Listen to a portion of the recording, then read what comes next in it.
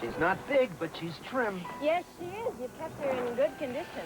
I'm careful with who I let rent her. If I don't like the cut of your jib, you're sunk.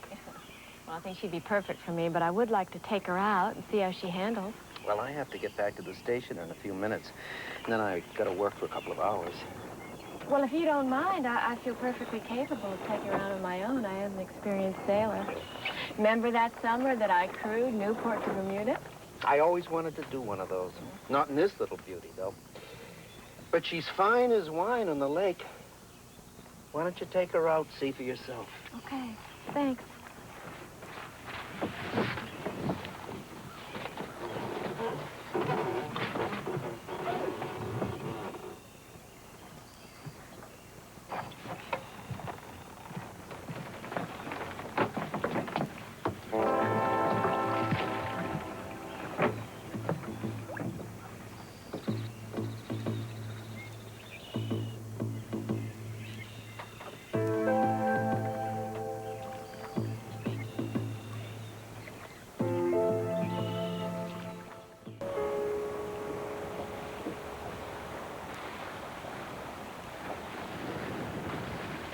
Hi. What? Who the hell are you? What are you doing? You were telling that cop the truth. You really are a good sailor. Who are you? You're not thrilled I'm here, but, and I shouldn't be, but I couldn't find a place to crash last night. This is not some kind of joke. Most of these boats are only used on the weekends. How was I to know? You just stay right there, okay? You just stay right there, because the very next face you're going to see is going to be a policeman's face. Now, he owns this nice little boat, okay? Okay, Buster? Buster? No one's ever called me that before. Buster. Buster. Buster. I think you need to smile when you say that. Fine. Buster. I hope you're going to be smiling when you meet the policeman. We're going back to the marina now, all right? And that's where you're going to see him. Look, no offense intended here. Can I just get out of here? I'm obviously not the sailor that you are, but don't you need wind for this to go anywhere? And right now, there doesn't seem to be any. Yeah, I think we're just gonna drift.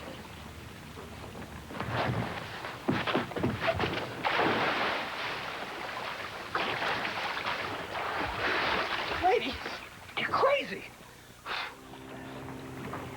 You know, I really wasn't trying to drown you.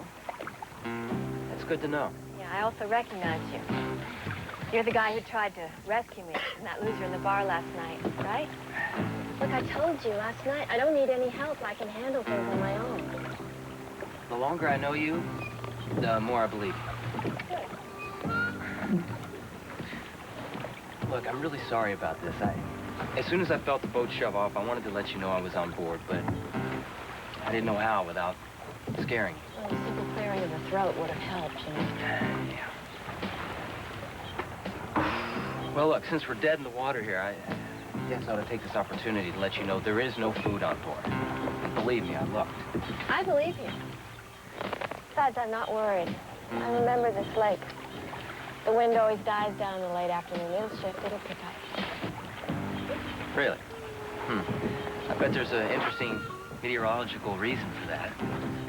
I think inland winds start someplace cool and go someplace warm.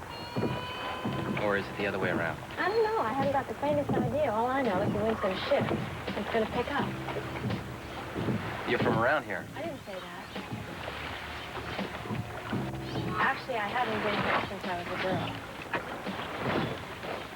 What does that make you now? Not a girl.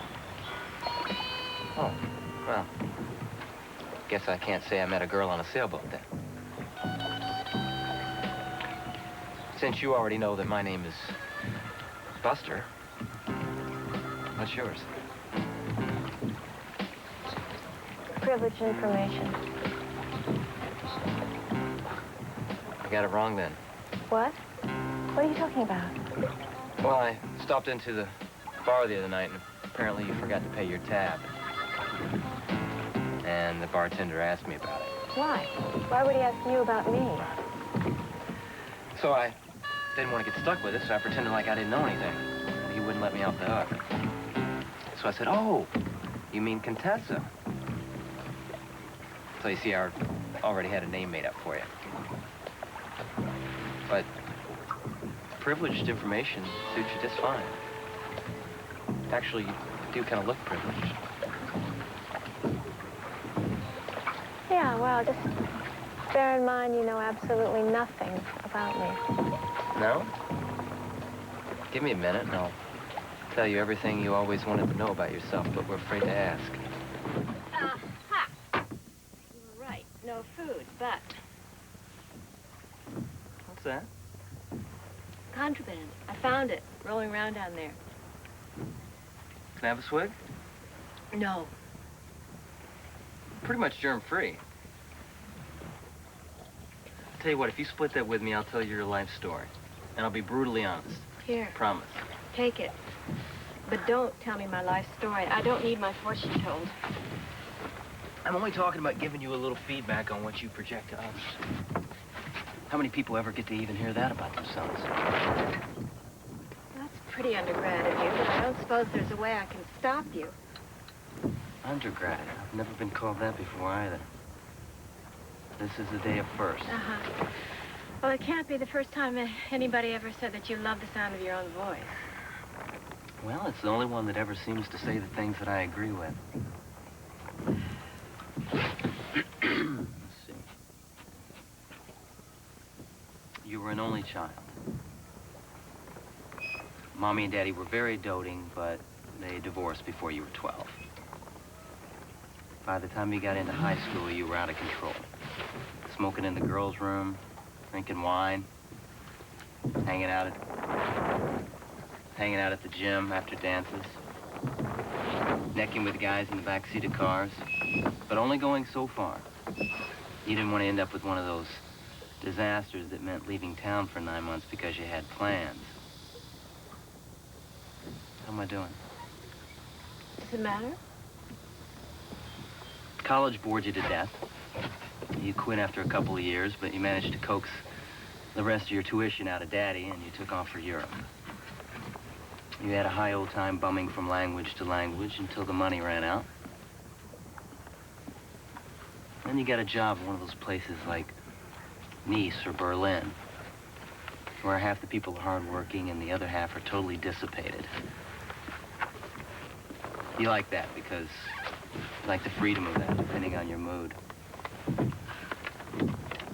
And that is where you met and married the love of your life.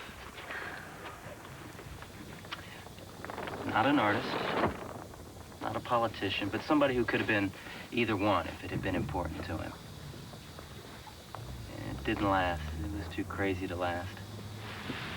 But you still see him once a year, and it's still the same between the two of you. Maybe you even have a kid who's crazy about you both. Turned out amazingly well, despite the fact that, by all rights, you should have been a lousy mother. You're surprised when people say that you're beautiful. Not because you don't think that you are, but because you're surprised they noticed. You like the idea of having another man, but it seems like too much trouble. You think that all men want only one thing, to be waited on. You try to remind yourself that there are things you should be afraid of, like car thieves, tornadoes, poker games with strangers. But you never seem to remember until the danger's passed. Then you tell yourself you'll be on the lookout for that the next time, but you never are. So, how did I do? Does that sound like your life, Contessa? Oh, I don't know. Might have been.